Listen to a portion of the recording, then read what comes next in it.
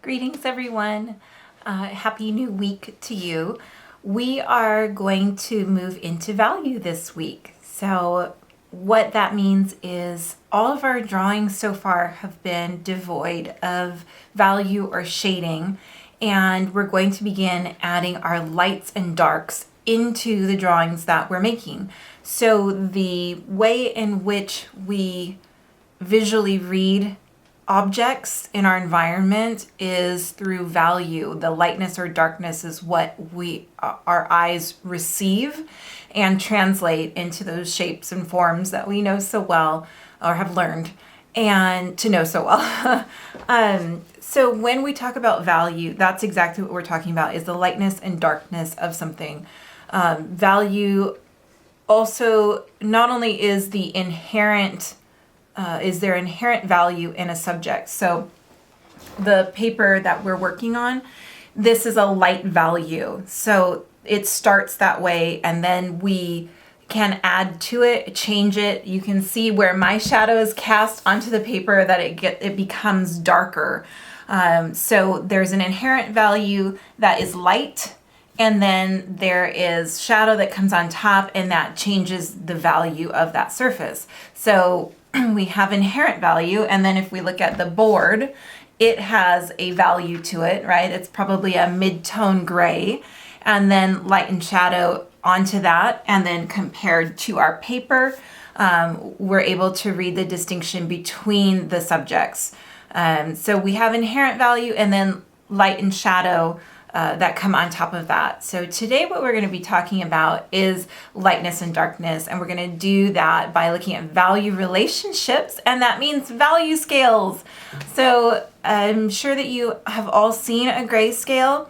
I'd be pretty sure that you've all seen a gradient.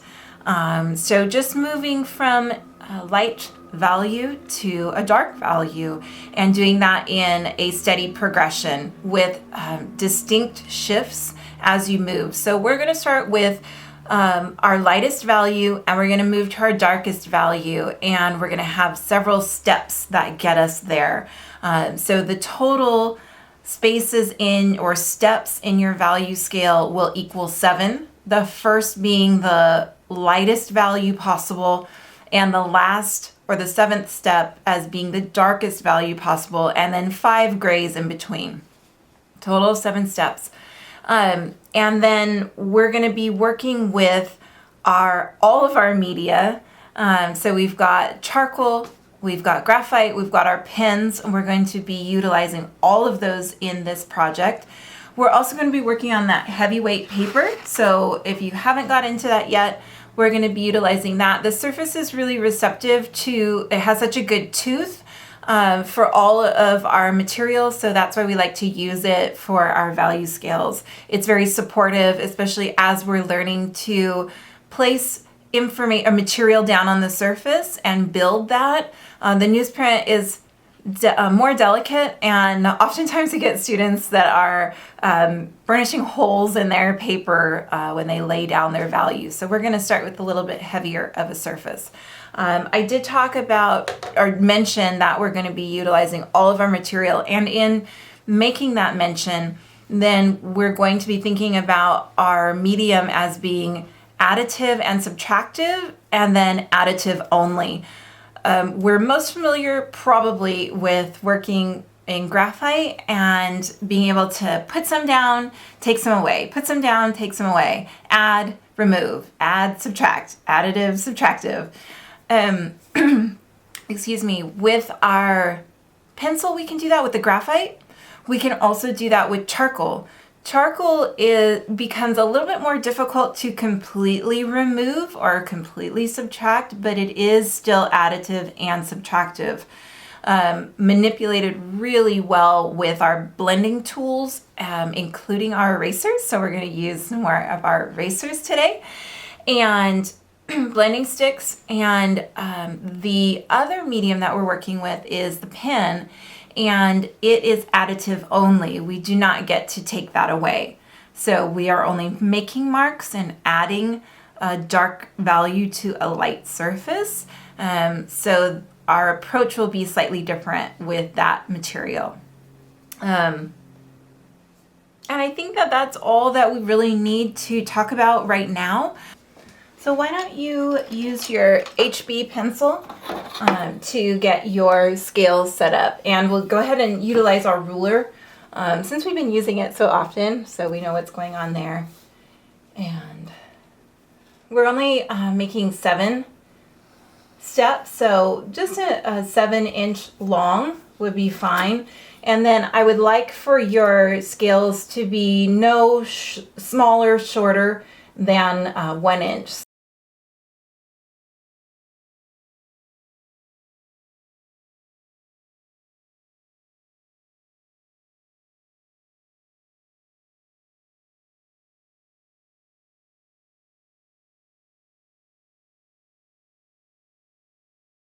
So there's 1, right? That's 1. We need 3 of these because we have 3 different mediums that we're working with.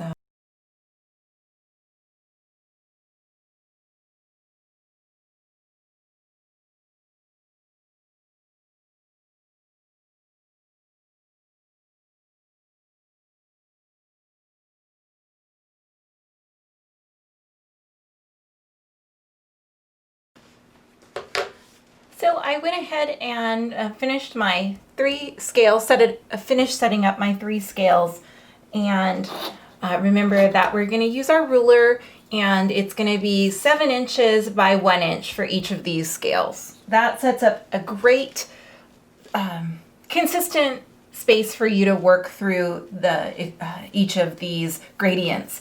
And you'll notice that here I don't have a hard line that's going across creating each of those steps, and that is because I don't want you to rely on that line.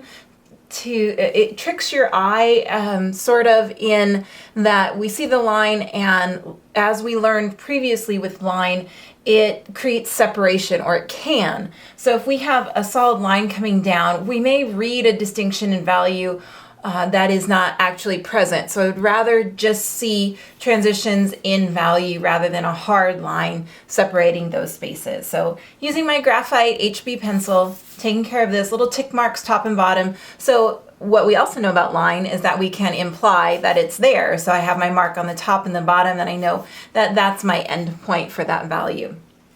So the other thing that you may like to do is, we know we're going to have our 3 different medium. I'm going to work in graphite on my top scale. I'm going to work through my charcoal here in the middle, and I'm going to work in my pen down here at the bottom. So if I label those, then I'm really clear about where I'm working. And when we start with our graphite, we're going to be utilizing a lot of tools. So we have quite an array of pencils that we haven't dealt with yet. So we'll do that right now. So we've got our 5 buddies here. Yeah. And we've got an array from 2H through HB, 2B, 4B, and 6B. And when we think about that range, then what we want to think about is what do these look like on the page? So somewhere outside of your scale. Don't work in here just yet. But go ahead and with your 2H, put that down on your paper, and then let's use our HB pencil. Same pressure, just a nice light pressure. We'll take our 2B pencil, the little shading right there, the 4B, and our 6B pencil. So hopefully what you notice, even just in observation, is that the value of each of these gets darker, and I didn't push any harder. So a lot of times what we're used to is, in order to make a darker mark, we push harder on the paper. And that's one way to go about it, and you do experience some success with it. But we have 5 different pencils, and that's not even all the pencils, but we have a range of 5 different pencils which give us inherently different values. So why wouldn't we use this rather than pressure alone to give us some wonderful range. This makes a lot of sense. So we have, just to go through and label them, the 2H, HB, 2B, 4B, and 6B. So we've got these 5 pencils. We're also going to be utilizing our kneaded eraser. And the kneaded eraser is called such because we knead it, and sometimes it breaks apart. We knead it to clean it so it absorbs the graphite. So that's one of our tools. We also are going to use our blending sticks. So you could have one that's short like this, pointed on one end. And then we also have them that are more pencil shaped, and they can be thin, they can be the same diameter as your pencil, they can be a little bit more thick. And we have this range of pencils, so we're going to utilize all of them. And we're going to be using our erasers to even out the tone. So when we think about our 7 spaces, think, oh, we have 7 spaces, we only have 5 pencils. Oh, well, that's okay, because we are going to end up layering the pencils on one another, so using them in combination, not just one. And the other thing that we would like to be sure to do is that with our graphite and our pen, the lightest value that we have is the value of the paper. This value right here of your drawing paper, that's as light as you can go, because we're not working in a colored pencil, we're working in graphite pencils. So this first space, and if you want to label them, you can. That's up to you. I don't need you to. But if this is helpful in clarifying, step 1 for graphite and pen, that receives no value. Might as well label all of them. Okay, so no value in here. What about charcoal, you might ask? Well, we do have white charcoal, so that's going to exist here, but we don't have white graphite and we don't have a white pen. And that might be nice if you actually do have one in your possession, but please don't use it. It's not part of our materials here for this course. So before we actually get into this scale, the other thing I would like for you to look at is when I shade and I come across the surface, I can cover a lot of ground by going in larger strokes or larger sweeps. What I can see is some little pebbling, and what I mean by that is there are some lighter parts of the paper that are coming through, and that's because this is a pulp, right? And there's a grain to the paper, and there's a tooth that holds onto the material. So if we think about the paper, and this will be a huge exaggeration, but we think about the paper this way, when we're coming across, we're just hitting across sometimes, so the value ends up here and here and here, and then it misses these parts of the paper that are recessed. So what we would like to do is, instead of just going in one direction, we're going to shade in a couple of different directions across our paper, and that is going to allow us to really get a true value, eliminating that white of the paper underneath in such an inconsistent manner. The other thing about these large sweeping motions in terms of shading, and your squares aren't that big, so you don't have much of an opportunity to get wild with your shading. But this way I have overlap in certain places and not in others. So I have a darker value existing here and through this section and here in this line and over here. So I have a lot of work to do to even out that tone. And when I talk about tone, I'm talking about the value that exists overall, and I want an even tone. So with this, what I would like to do is probably shade in a different direction. So I'm going to come across this way, and then if I'm building the value and want it to get darker, then come across vertically, and then maybe even still come across horizontally. And what I notice is that I'm continuing to get darker where I was heavy and dark before, and those areas that were lighter, those are remaining light. So what does that tell me? It tells me that I'm still uneven. While I am eliminating most of the white of the paper, I still have some of that poking through. So instead of blanketing that whole area with more value, then if I'm trying to achieve a darker value, I'm going to come into those light areas and I'm going to add more graphite to achieve that darker value in an even layer.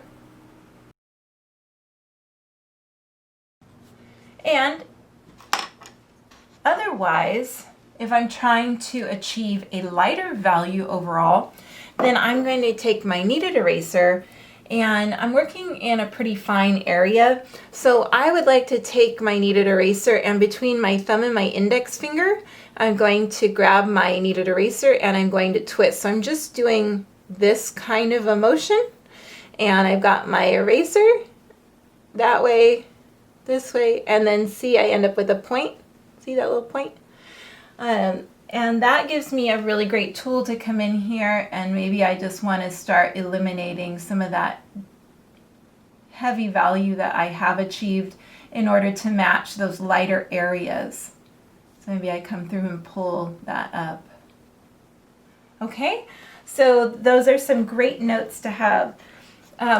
With this experimentation off to the side, and you're welcome to try this too, we can see that range of graphite and what's lightest and what's darkest. So if we think about, we already have the lightest value described for us as the value of the paper. So we're going to leave step number 1 alone. I would like for you to come all the way over to step number 7 and complete that stage so that you know where you're starting and where you're finishing. It gives you a good idea of what you need to do in between. So I'm going to take my 4B pencil, even though 4B isn't the darkest one that I have, and I'm going to commence work in that last step.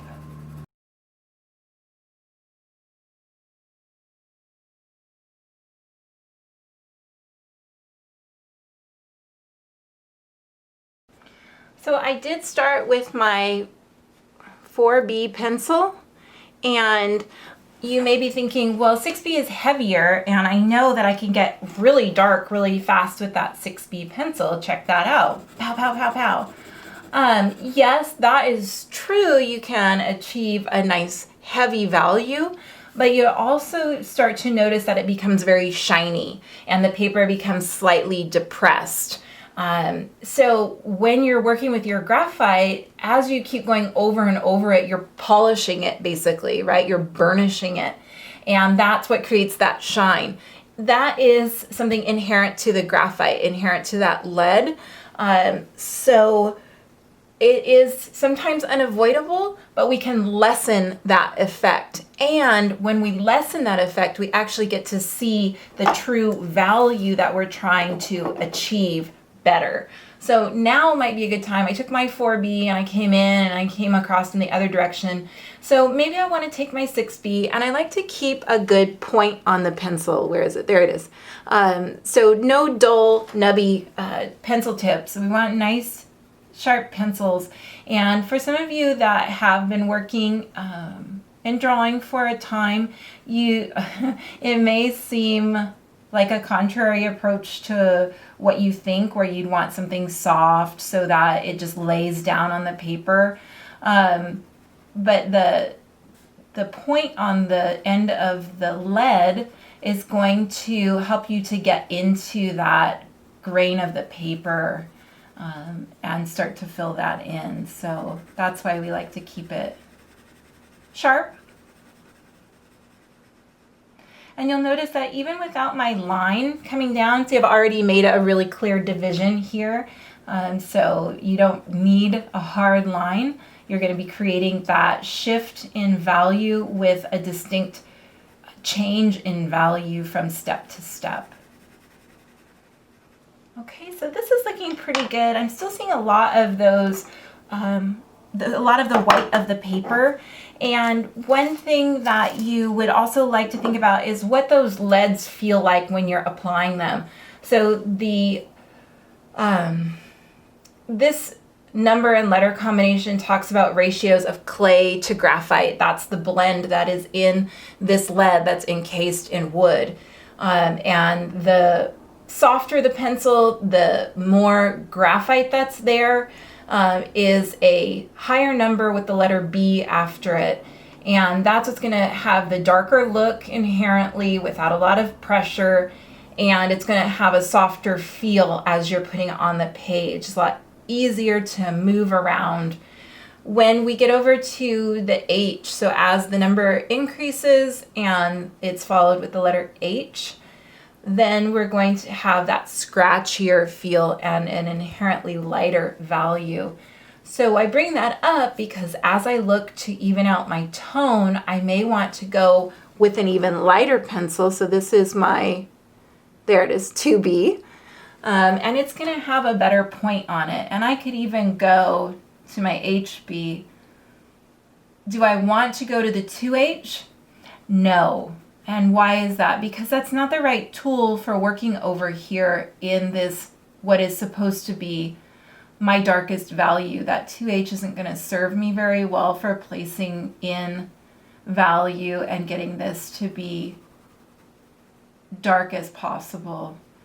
And the same thing when I come over here and begin working on that step number 2, I would not like to use my 6B because it's going to be so heavy and so strong right out of the gate. And I need a little bit more time to build into that. If I get too heavy too fast, it's really restrictive for me. And I don't have room to show those transitions or the gradients. It's like I move one giant leap, and we want to have nice stair steps, if you will. Just a steady build, gradual, hence the term gradation. And that is one way to think about our value scales is as these gradient scales.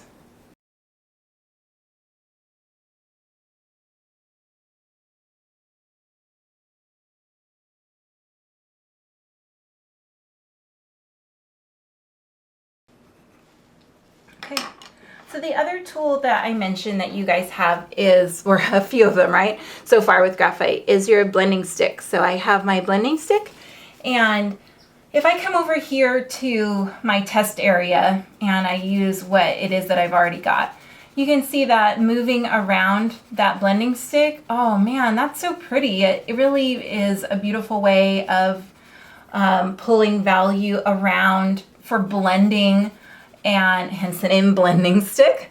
And it just feels really soft as it touches the page. There's a good amount of friction there to pull the medium around that surface and a good tooth on the page. So you see that evening out. You'll also look to see that now, hold on, there it is. See how the tip of it is now got covered in graphite. So I can take this and I can make marks since I have been shading. I have all of that loaded up on my blending stick. So this is a really great technique, is that I can have a pool of medium, come and grab it, and then I can apply in a softer manner. So that's a really nice application technique of value.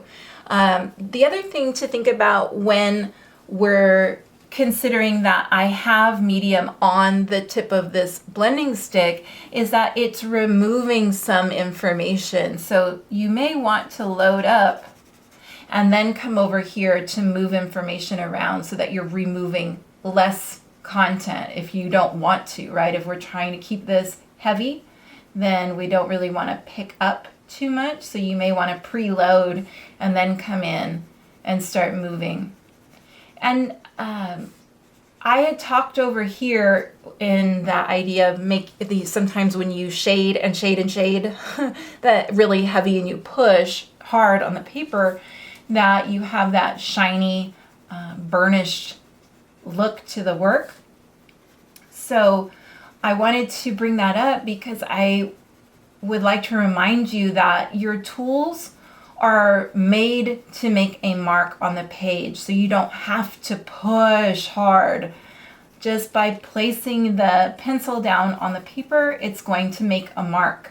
So let it make its mark. You don't have to force anything, which is great. So this is reading pretty well. Let me grab my 6B pencil once again, and maybe I'd like to come in with another layer. Again, nice and light. Think about how you would like somebody to touch your eyelid. You don't want somebody jamming their finger on there and pushing hard. Just a light pressure. Okay, so I think what I'll do is I'm gonna say this looks good so far, and I would like to work in some other area. So now I have 2 out of 7 of my steps done for this first value scale. And what I find to be beneficial is to work back and forth. So not just from one side to the other, from light to dark or dark to light, but rather to kind of bounce back and forth so that I get a sense of what it is that I'm filling in, and if that's cutting it. So I can begin here in that second step with some basic value application. I'm using my 2H pencil to begin. And it's okay if you go a little bit into another section. So I might have put some value in over the boundaries of this second step. But because it's an additive and subtractive medium, I can fix that. And you may elect to do that with your kneaded eraser. And maybe I would save that until the end, until I'm done working on this step. Because I don't have any content over here and I haven't put any in here, I don't have to worry about that. I can let it spill over and erase that. Once I have content, then I need to be more cautious in my approach. So this is supposed to be a lighter value. I'm going from white to a value, so I don't want it to be very heavy. I can see that I have these waves, so when I am shading, I'm working across, almost just working in a row, and then I'm coming down and making another row, and where those overlap becomes heavier, right? There's more information. So I can take my kneaded eraser and I can dab up, literally dabbing. See how I'm picking up and putting down? So I can dab up some of that excess information. And if you notice that you're not really removing any content any longer, then it's probably a sign that you need to knead your eraser. Like you would knead bread. I don't know how many folks I have in class that have that experience of kneading bread with a K, K-N-E-A-D, not N-E-E-D. So this is reading nicely. I would like to, I can use my blending stick. See, it's already got a lot of value there on the end. So I can rub this over here and try and get rid of a lot of that content. I also have my sanding block and I can clean off the tip of my blending stick there, and now I have a nice fresh area to work. So I can use my blending stick to come through and even the tone. That's going to work pretty well. Can come in the opposite direction. So I only laid my medium down, my graphite down in one direction. I could come in the opposite direction.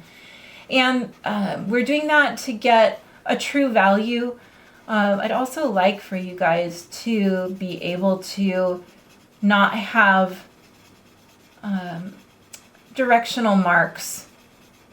It's good to know how to have just a smooth area or an even tone. And when I talk about directional marks, that just means that I can see which way you're applying that material. So this is pretty nice. I need to start working in some of these other areas to know if that's too heavy. I could see that the value is not quite even. So what I may like to do is my kneaded eraser, again, it's so versatile. I'm going to be pinching here to create a paddle, right? And I'm going to preload. I'm going to get some graphite on there, and then I'm going to come in here and I'm going to get into those areas that are a little bit dark or a little bit heavy. Your eraser as a paddle also makes a really good blending tool. So I can even come across the surface if I felt like all of it was too heavy. And then I may like to come in once more with my blending stick.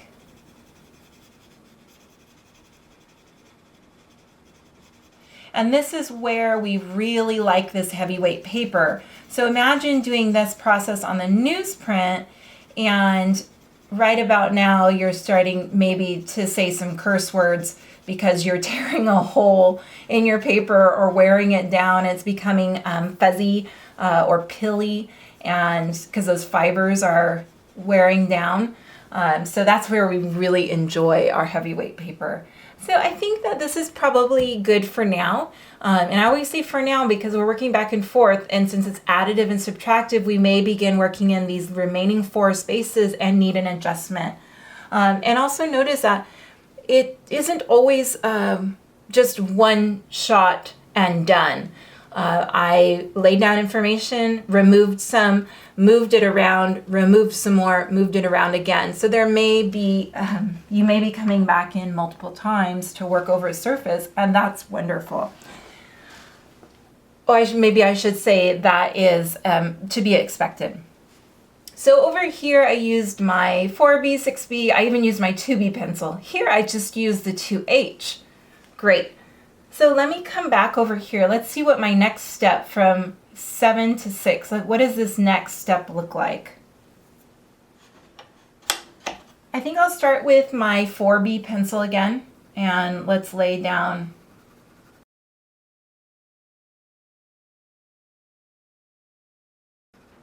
again, no hard lines.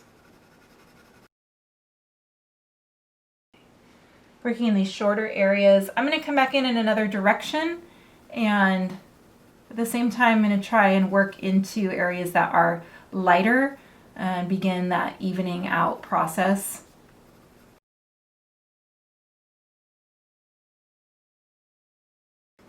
And if I come out around my value scale, I can clean that up at the end with my eraser, so I'm not too concerned about that at this moment.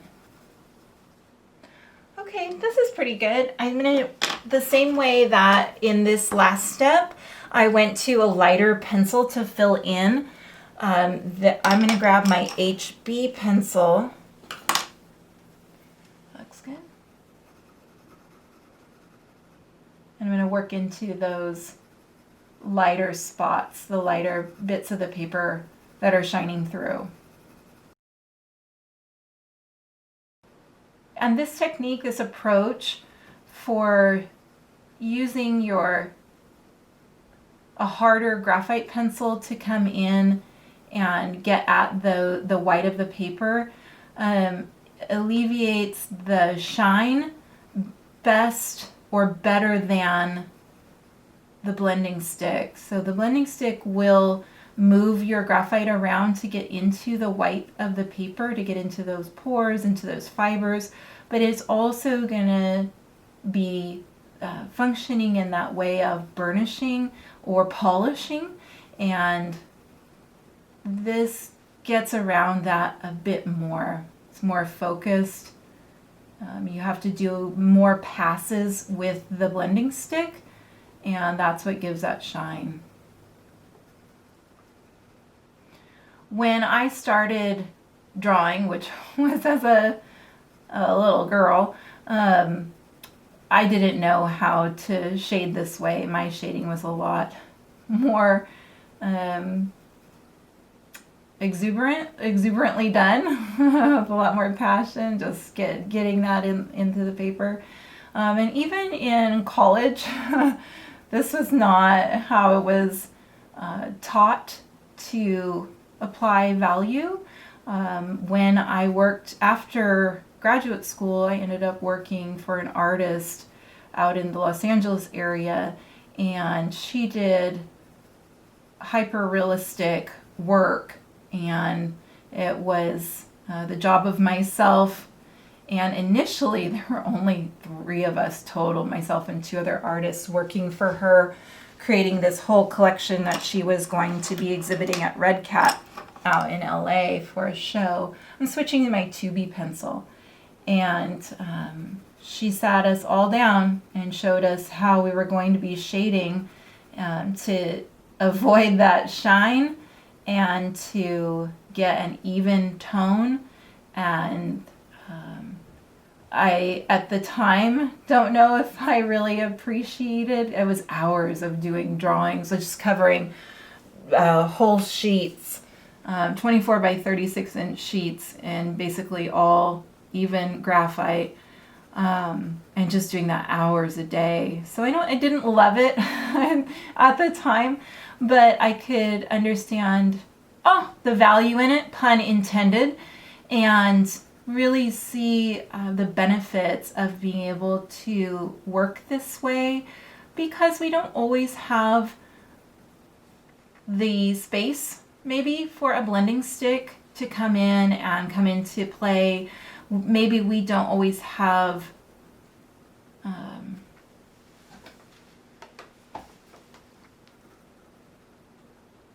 tools to manipulate, so being able to just use the graphite is a really wonderful thing to learn. But we do have other tools, so we do get to use those. I feel really good about the value overall in terms of it being even.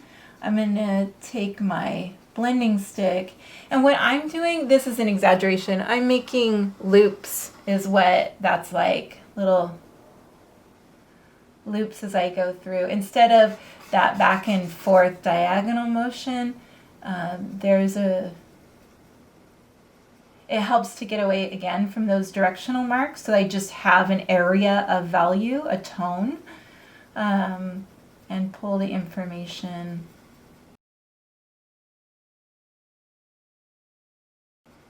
Again, light pressure, pretend like you're drawing on your eyelid.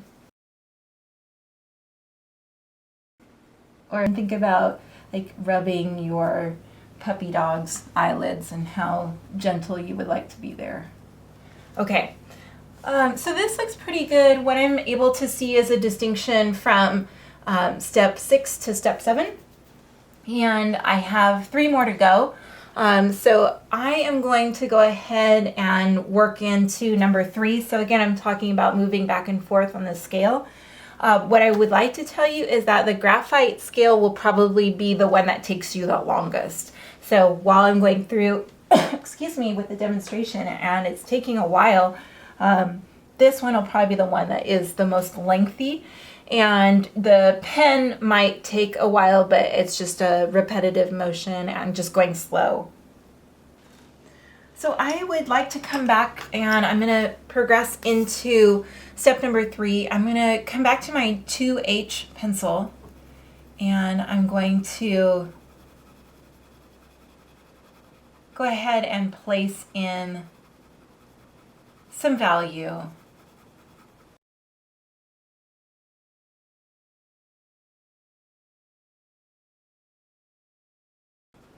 All right, I've got a lot of unevenness right away, so I'm going to come back. I'm going to make that point with my eraser and just eliminate immediately those heavier areas.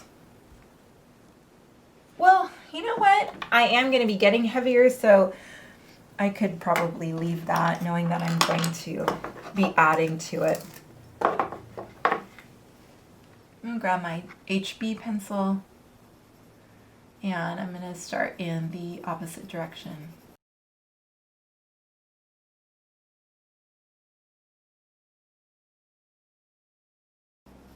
When you're working with building your graphite using multiple leads, different weights, different valued pencils, then you get a great opportunity to see the value progressing. So when you build it, instead of just muscle it in, then you have that ability to perceive when you have achieved the desired value and put the brakes on right there. So it's a bonus for sure, instead of having to backtrack to get back to where you wanted to be and you rushed right past it. And that just comes from a place of wanting to work smarter and not harder. When we get into the charcoal, then you may have more of a sense of that because of its softness. It's so malleable and it just powders and it really gets into the fibers of the paper and it's harder to remove. So that's where you really find that you'll want to work smart. But as long as you're not pushing it in really hard like we talked about with the graphite, then you should have success with removing that. So again, as I come through with yet another direction in my shading, I'm choosing where I come and place more value and skipping over some of those areas that are a bit heavy already. Again, and also noticing that I don't have a hard line. I didn't come through and draw a line, but rather building the value so that it is the same value throughout this entire step, and that is what distinguishes this from the first one. So that's reading pretty well. I have a couple of heavy spots. I think I'm going to grab my 2H pencil and sharpen it. It's sharp, but it's flat on one side from the shading.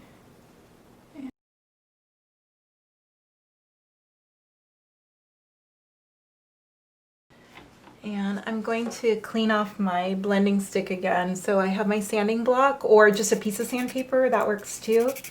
And as well as just rubbing it on your page to wear off that graphite. But I want to clean that off so I don't track anything really heavy into here. That would be most unfortunate. And what you would observe is as soon as I start using the blending stick, look at how much it darkens, right? It's a lot of darkening there. So I actually like what's happening in this space better that I haven't touched. I think that is more accurate. So let me see about getting in here. I'm gonna make that paddle.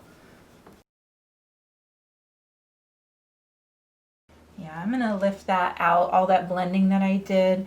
It's a little bit dark. I think that'd be nice. That'd be appropriate for the next step, but I think it's a bit heavy here. So I'm gonna lift, do a little bit of dabbing, which means something else these days.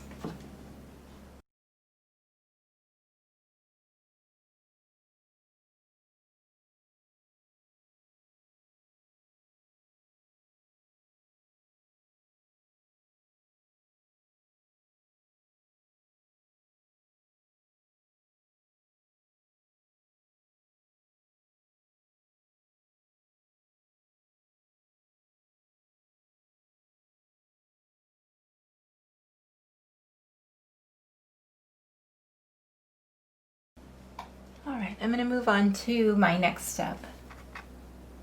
Use my HB. So here's a combination of 2H and HB. Again, 2H, I used my 2H and HB. Over here I had 2B, 4B, and 6B. Here I had the 2B and 4B. I'm gonna start with my HB pencil in this fourth step as well.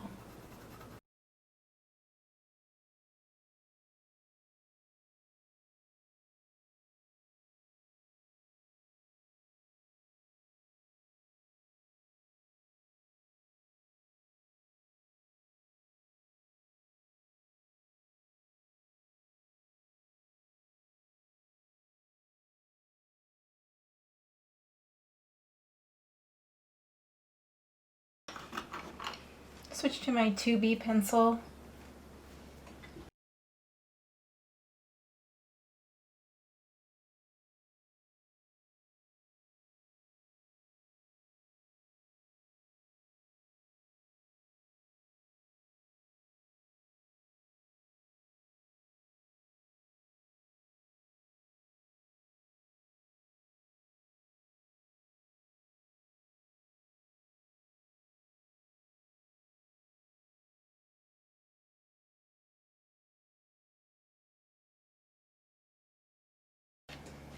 have one more space to fill in, and what I'm hoping is that I can have a wonderful transition straight through here. I may need to, I'm going to start working in my fifth space, and the last area that I need to apply value. I may have got a little bit heavy here because the trick is that I'm going to need to be sure this is distinct from step 4 and step 6. So I'll begin my application and then we'll see how that's working as I go.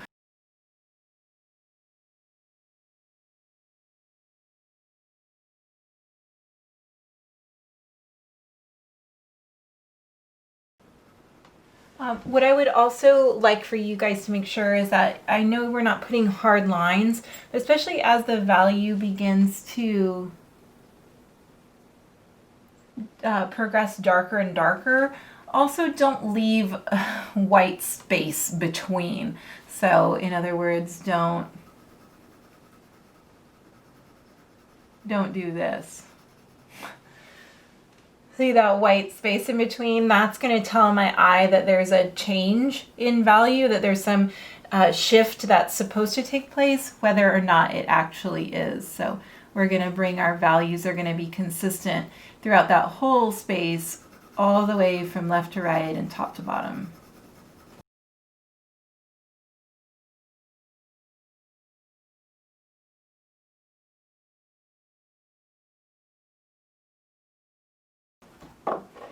And I'm using my 2B pencil.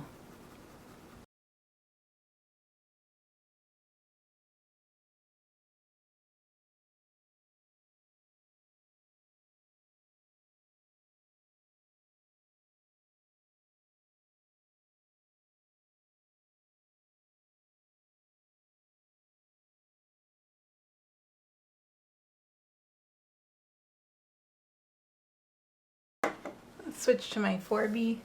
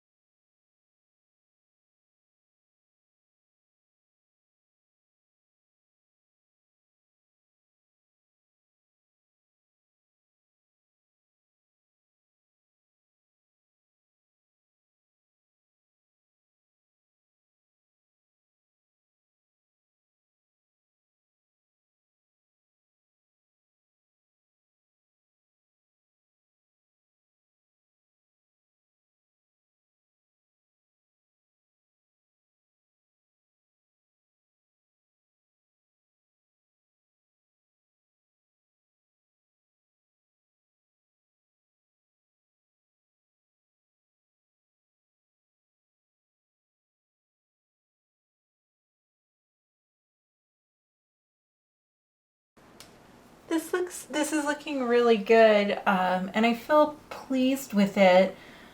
There were a couple of things that I was thinking about as I went along. One is to try and think about that even tone throughout each step. So real easy with this one, right?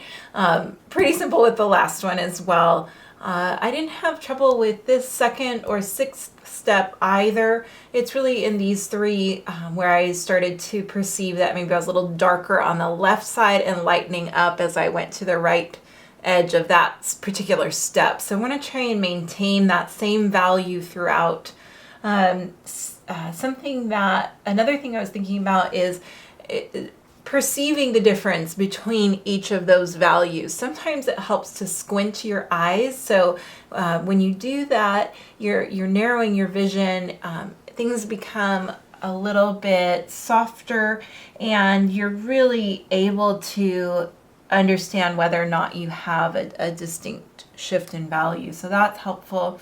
And then another thing I was thinking about is the amount of material. See that shiny dark part on the side of my hand there? That is from rubbing across all of this, right? As I work, I'm pulling and my hand is resting there. So be careful to not pull across on your scale. So with these and the size that they are, I can position my hand here and I can reach pretty well, or I can come down here and I can reach, or up here and I can reach. Another option for that is you can place your non-dominant hand across and just rest that on the page, and then you're resting your drawing hand, your working hand, across that arm or on that hand, so you can get a little bit closer here, and you're not moving across the surface. So just recognize that this is a movable material, and when you come over it, that's going to spread here across. And then the last thing that we can do is we can clean up the outside of the scale. So this is one of my favorite tools that you're not required to have, but this Tough Stuff eraser pencil is so great. It's one of my favorite tools to use just in drawing, not just for this class, but in drawing in general.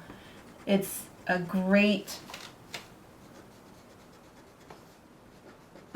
tool for getting into those little spaces, and it's very controlled. Where's my dusting brush? So I have all these little flakies from my eraser, and I'll just come underneath and try and tap those off. Otherwise, again, not that you guys have this tool, but there's such a thing as a drafting brush, and that can get rid of those eraser marks without pulling across. And then there was a very last thing was thinking about, I've talked about using your kneaded eraser as well as blending sticks. I have not mentioned using our fingertips to move information around, and that is probably the first thing that you learn to do as a kid when you're drawing, as you move things around this way. Is there anything wrong with it? No, not really. I mean, it moves the material, but you do have oils in your hand and your skin, right? And those oils mixing with the graphite is going to give you a different look, and we don't have the same friction between our fingertips and the paper as we do between this paper and this paper. So this is a much more useful tool for moving information around. So let's move on to our charcoal. So with charcoal, we have a couple different tools. We have the vine charcoal that's extra soft, and we have the, and that looks like this. They're just little burnt up twigs, right? The vine charcoal. And then we have compressed charcoal. Those are the rectangular sticks. You're going to have a white charcoal pencil, and you're going to have charcoal, dark charcoal pencils. When we're using our charcoal, we'll also be using our our sanding block. We will have a blending cloth, and I have part of my kneaded eraser set aside for charcoal. See how much darker it is? See, they used to be one. This is my graphite one, This is my charcoal one. And I have separate erasers for the two mediums because as my kneaded eraser absorbs the charcoal, that charcoal is going to be sometimes distributed back to my paper. And I would hate for, in my graphite drawing, to end up with a big swoosh of charcoal and not be able to get rid of it because it's such a heavy value. So I have a separate piece of my kneaded eraser that I use just for charcoal. So when we get thinking about our charcoal, right, we have a beginning space. And remember, with our charcoal, this is the material that we have white, right? We've got a white charcoal. So I'm going to go ahead and put my white charcoal in. Yay! So I've got that laid in there. Make sure that's worked into the page with my blending stick. Okay, so step one is done.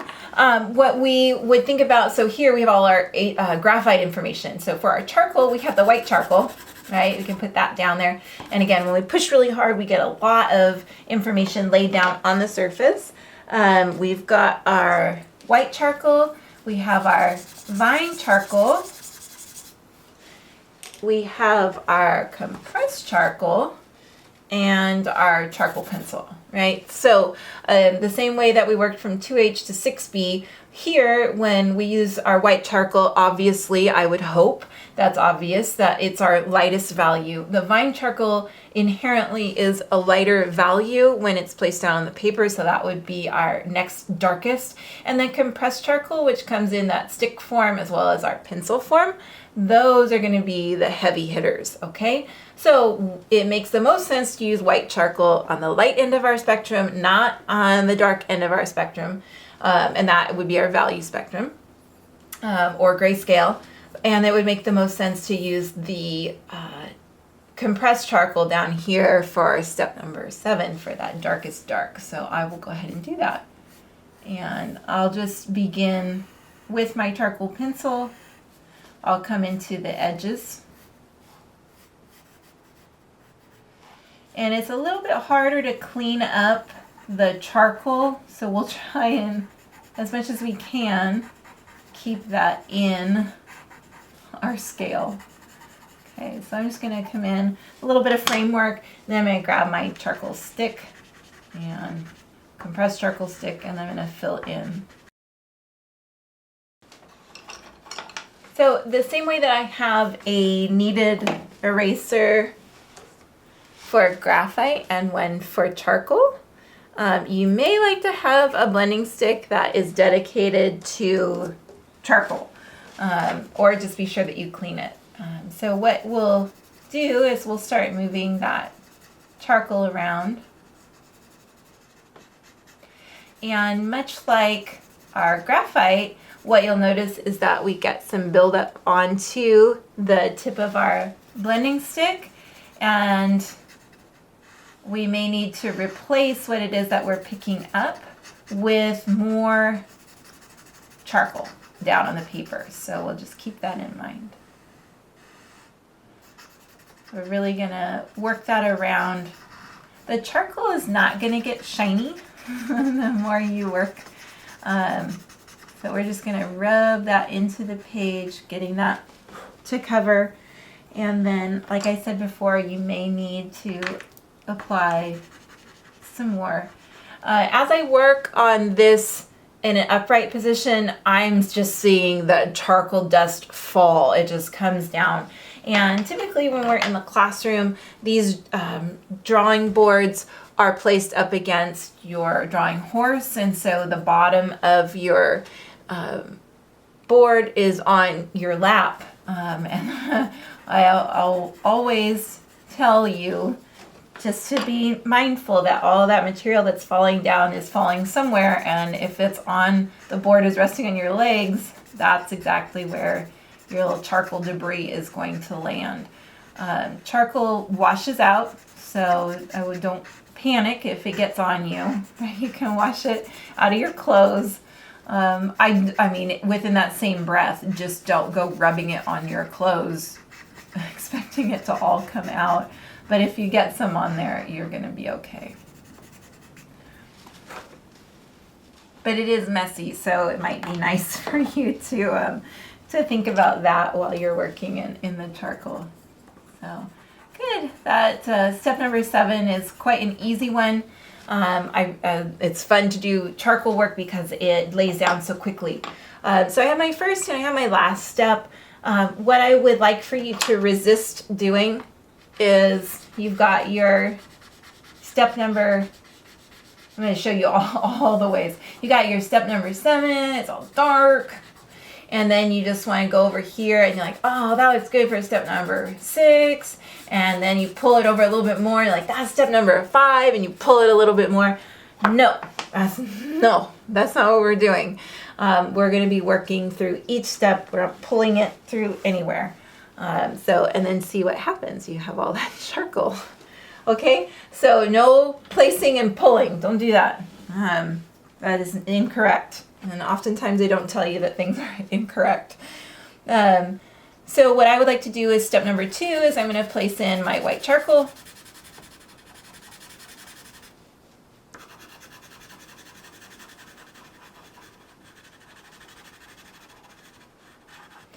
And I'm going to get my vine charcoal. And there are a couple, I do have my blending cloth, and this used to be a light tan color when I got it, but I've had it for a while, so it's got a lot of medium all built up on there. But I can use that to work information around to blend, see how well that pulls. So I have that as a blending tool also. That actually picked up, it picks up really well, but it picked up too much, so I'm going to come back in. And if you have some noise sensitivities, like your ears are very sensitive, this can become very screechy the more you come across the surface where it's already laid down. So just a heads up there. So nice and dark there. I did want to get my vine charcoal is what I was getting at. And I want to come into this space. So I can go in with my vine charcoal through here. I do want a softer application of charcoal because I'm trying to stay a little bit lighter. So I have the opportunity to lay down some vine charcoal. And just like we discovered up here with the graphite, I can rub my blending stick. And then look at this, I'm placing that value somewhere else. I can grab some and I can place it somewhere else. So I'm going to grab some and I'm going to place it in here.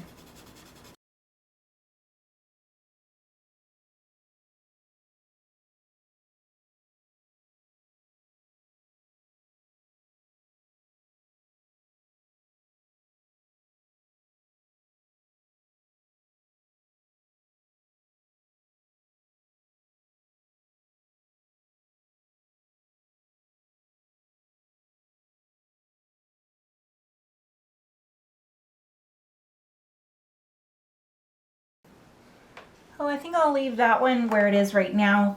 I'm going to move next door and work in space number 3. Put a little bit of content in there.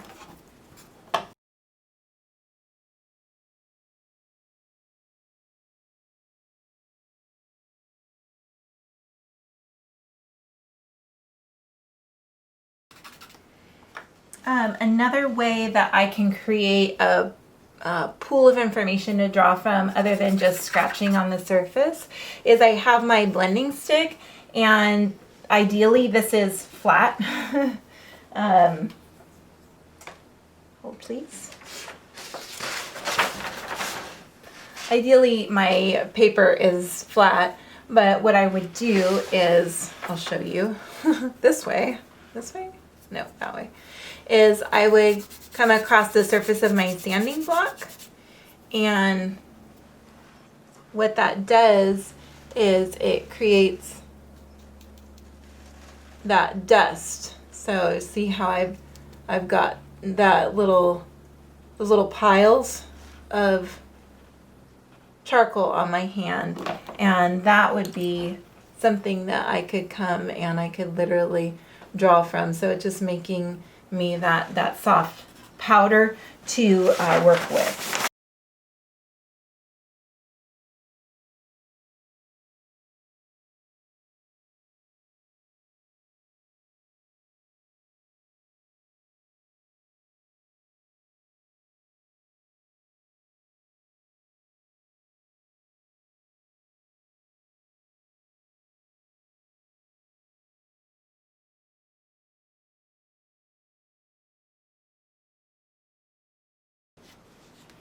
Notice how much content comes up, even though my blending cloth is pretty well loaded. When I come in to move material around, there's still a lot of removal of information. So that's just something to think about as you're considering the use of that tool, is that you're probably going to have some information to replace as you lift out.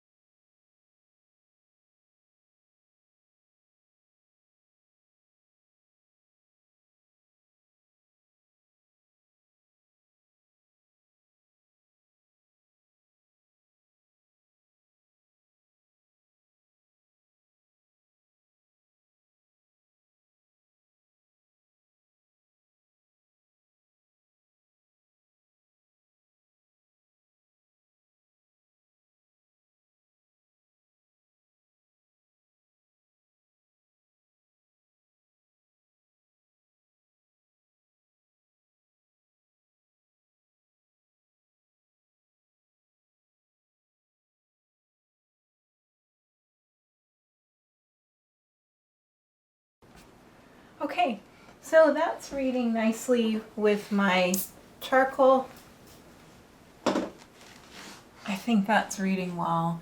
And then I had all this drop from my charcoal down into my area for working in pen.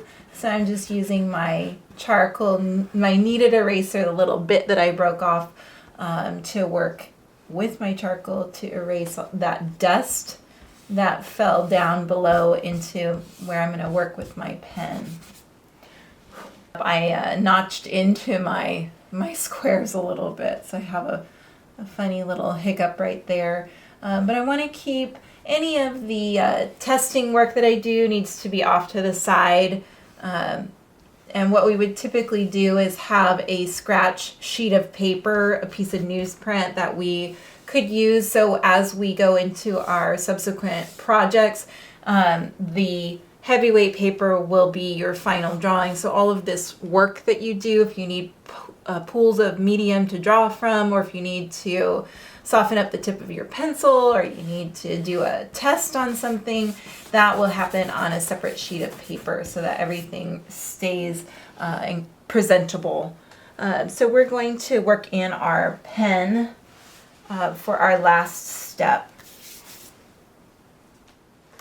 So if you got your pens from the school they were free, you would have received 3 of these, right? Instead of giving us the set that I asked for that had 3 different diameters for the tip, we just got 3 of the very same one.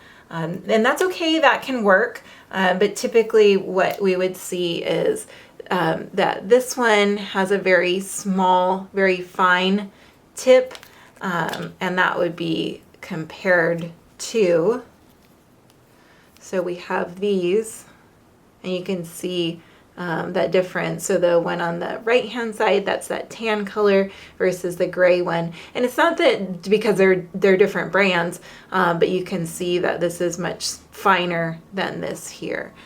So we should have had 3 different tip diameters, but I think we just have 3 of the same. So to reiterate again, the first step is always going to be the lightest one. So with our graphite and our pen, that's the white of the paper. So we just leave that empty. And then these two scales were additive and subtractive. So graphite and charcoal are both additive and subtractive mediums, meaning we can add and take away. With our pen, there's only adding. That's it. So the way that we work through changing or shifting value with pen is that we increase and decrease the amount of the light of the paper that we can see. So what that looks like is if I make myself an area right here to work in, right? I'll make myself two, well, that's fine. It doesn't need to be defined. But I right now have the same values in both of these. So the moment that I start to cover the white of the paper, that's when I begin to change the perceived value. Right? So now this grouping of marks, I'm doing an optical value mixture. So here we did physical blending, right? We eliminated the value of the paper except for in the first step, which is, it is a value, our lightest value, but in the rest of them, we're utilizing the graphite here to show us a value in each step. And here we're utilizing the white charcoal as well as our two darker charcoals in each step to show us a value. Here we have to rely on how our eye reads the material, blending it with the value of the paper and the dark mark. So if we want a darker value, we have to have more marks closer together. Right, see how it's becoming heavier in this top corner? So as we continue, and all I'm doing is I am touching the tip of the pen down to the page. So it's just a dotting motion, right? We're just practicing that idea of pointillism, where we're just placing the point down, also called stippling. And this idea of additive, the additive process, it doesn't just happen with pointillism or stippling. You can do the same thing with a hatching mark. So the closer those marks are together, the heavier the value is perceived. Then we start spacing them out and the value reads as being lighter because we're seeing more of the white of the paper between. So I think that is sufficient. I think we understand that. So we leave the first step. We need to put our darkest dark in. So for this one, just for step number 7, I'm going to come and I am just going to fill that space in. Okay, so no need to do how we're going to work through our pen value scale here are with the dots. So we're going to work in that pointillism or that stippling. But I would like for you to not be doing this forever. I mean, it's fun. Very meditative, I suppose. But I would like you to just fill in that last square, that 7th step, please. So just make sure none of the white of the paper is showing. And that's all I'm looking for, just a solid black square, okay? So I did mention that if you got the pens from school, you got 3 of the same ones. So you just continue to use this one pen. If you have other technical markers, like I have a 0.3, there it is. I also have a 0.7. Wait for it. Oh, focus. I don't think it's going to do it. but it is here along the side, 0.7. And then I have the one from school, which is a 1. So this would be my biggest diameter. My 0.7 would be the next smallest, and my 0.3 would be the one after that. So with these, if I place down my 3, I could put a line down on my paper right here, follow it with the 0.7, and then with the 1. And you can see that the diameter is very clearly different in each of those situations. So just like our graphite and our charcoal, we have a difference in the medium is the same, but the tool is different, and they are that way so that you can use them in the appropriate place. So I'd want to use this 1 in that dark area just to fill it in. If I have these choices, then I want to think about using my 0.3 or the smallest diameter as I go to place in information in that second step. And since this is additive, we are going to exercise restraint, and even more restraint. So when I start placing my marks in, remember we're just using the tip of the pen and placing marks down on the surface. So I've just put in a few. I'm going to leave those, okay? Then I would like to come in, and I'm using that 0.3, and regardless of whether you're using, if you have that variety in tip diameter or if you have all the same pen, this is still how you want to work, right? With these few number of dots. So the application process and how much we're putting in each square, that would stay the same. So this is great. None here to step number 2, which is a value, and then right now these are the same. Technically I could come through and just place, maybe I'll do that. I could put the same amount of dots in each step and then begin increasing the number as I want to get or achieve a darker value. But it doesn't serve me very well to use that 0.3 over here where the marks are going to need to be a lot more dense. So what I'll do is in this spot number 6, remember we talked about moving from side to side, so knowing where I'm starting, where I'm ending, so where I need to work in between. So I've got that second space done. I can't change it. It's permanent. There's no whiteout. Whiteout doesn't exist for pen work in art projects, okay? No whiteout.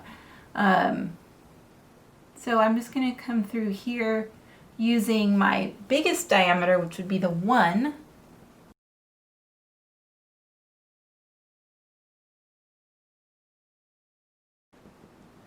And what I was telling you earlier with the graphite, you don't need to mush your pen into the page.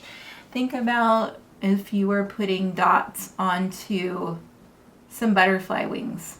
Gently, okay? Because they're delicate, and if you're mashing the tip of your pen into the paper, you're going to damage the structure of the pen tip, and you're not going to get clean marks. The function of it is diminished. So be nice to your drawing tools. You could personify them if that helps, right? Like, oh, this is my pen, and his name is Percy Penn. And I really enjoy working with him on projects. He's very detail oriented. And that way you start to care about your tools. Or not, and you just think that I've gone off the deep end, and that could be true too. Okay, so see how we're building? This is an incredible leap from black to this step. So this is going to require a lot more work.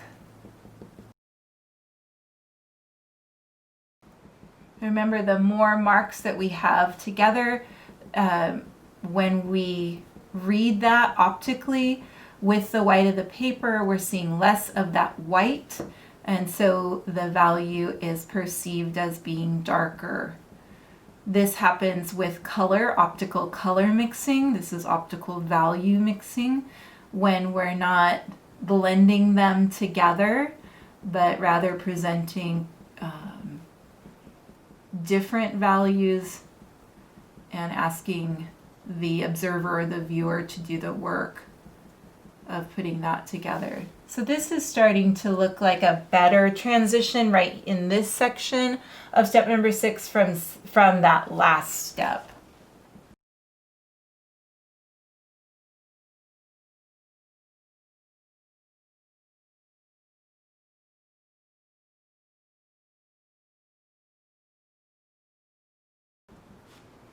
Right, see how we're building? So I've had this number of dots and then adding and adding and adding, and where you see that addition, right, we're seeing that shift. And since we're additive, let's try and stay within our scale. I've already jumped outside a little bit here, but we can't take it away, and we also cannot use whiteout because that is not professional. Don't use the whiteout. It's also, when you use the whiteout, it enhances your mistake. So rather than diminishing your boo-boo, it makes it stand out even more because you have this brilliant white chalky raised section of your drawing, and the pen does not lay down on top of it well. Ms. Dees, it sounds like you have experience with this. I say, yes, I have. Personally observing students doing that. Oh, this looks so nice. This is really such a nice transition. So I think what I'll do is I'll leave that, and then I think what I would like to do is I want to work a little bit more in these next 3 spaces. So let's, I have different pens to work with, so I'm going to switch over to my 0.7, and I'm gonna begin placing more marks in my 5th step here.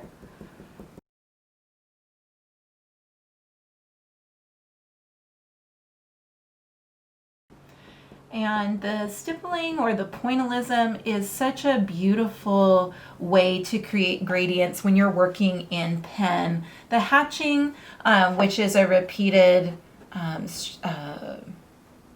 straight mark, that is beautiful as well. It doesn't go across rounded surfaces as easily. You're not moving into gradations as simply as you do with the dots. They provide a smoother transition, more organic.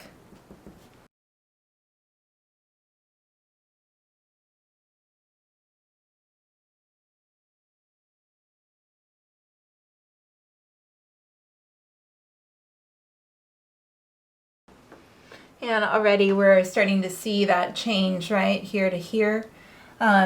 With your pen, while we're talking about it being a permanent mark, while it is wet or fresh on the page, you do have the opportunity to smear it and move it. So you would like to use caution as you're working with it, to not maybe have your hand on top of, and just to give it a little bit of time to rest and set in.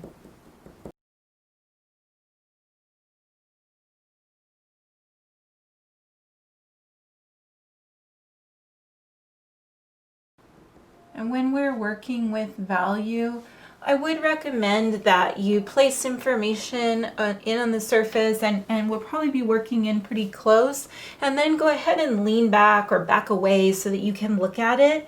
That distance, right, physical distance from the work can help you see if you really are achieving the desired outcome, or if you need to make a shift. And if you do that periodically, you have less of a chance for the work to go south and not being able to salvage it, or spend less time turning it around, right? Getting back to what it is that you're after. So that would be my suggestion, is giving yourself physically some distance, like stepping away or leaning back, and that way you can see a little bit better how you're progressing.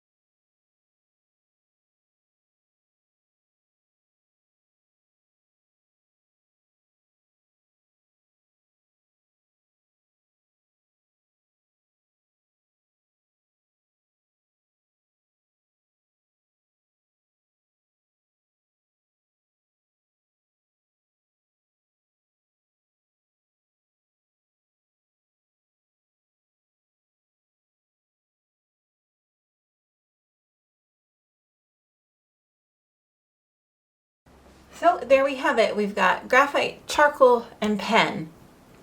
And why we work through our value scales is twofold.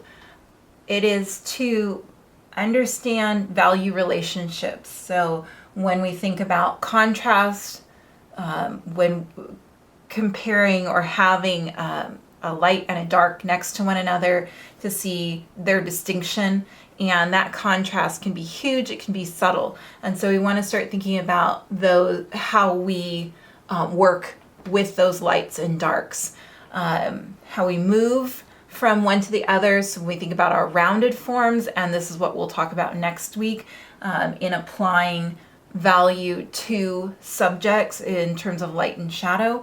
On rounded forms, it's a gradation, right? The light is striking the subject and it's washing across the surface. In planar forms, we have harder transitions because the plane is going one way and it changes direction and goes another. So that light has harder transitions. So we learn about those relationships. The other thing that we're doing by working through these value skills is we're learning technique. So we're thinking about how we want to apply graphite, how we can manipulate that, lighten, darken, create even tone. We're doing that with charcoal. How do we work through the charcoal? Which tools do we use to blend? What technique can we use for adding, placing material in? And then how do we work with something that is additive only versus additive and subtractive medium? So that's why we work through this exercise. It's our introduction to value, it's our introduction to light and dark, and we think about that inherently, like we were talking about with the color of the paper, the value of the paper is inherently light. And then when we start to see shadows, right, the shadow from my hand on the paper changes that value. But inherently it is light, the same way that inherently my drawing board is a darker value to start with, and then I have light and shadow on top of that. So it's our introduction to light and dark, and the idea of shading in our drawings. And then we look at technique. So just like I started at the beginning, make your 3 scales 7 inches by 1 inch. And remember, no division lines. I have little tick marks top and bottom that let me know where I should be transitioning. But the way I'm going to see that separation in value is by showing me a distinct value in each step, keeping the tone, keeping the value even throughout. And then I'm going to see a shift. Okay, this is another value. This is a separate value. And I move from light to dark. Okay? Please utilize the discussion forum, and then otherwise email me with any questions. You're also welcome to work within Canvas to send me a message, and I do get those quicker through the Canvas platform. Okay? And that's all I have for you. Happy week, happy drawing.